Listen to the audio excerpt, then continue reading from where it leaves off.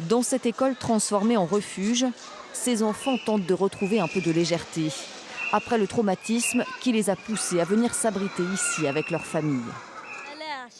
Nous avons fui à cause des bombardements. Nous avons eu tellement peur, alors nous avons couru dans l'école.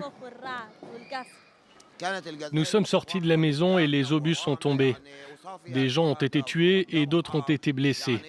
Nous avons miraculeusement survécu à cette horrible nuit.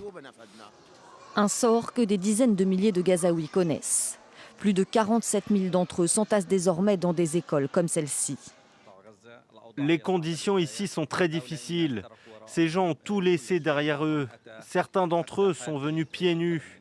L'ONU gère désormais entièrement ces abris.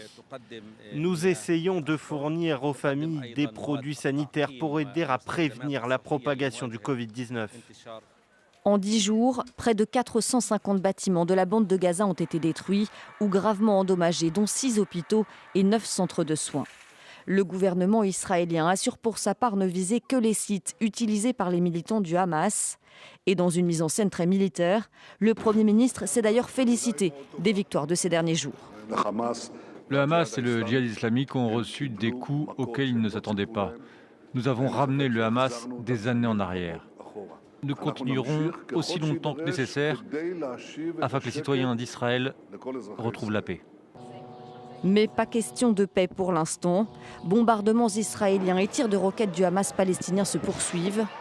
Les deux camps restent sourds aux demandes de cessez-le-feu de la communauté internationale.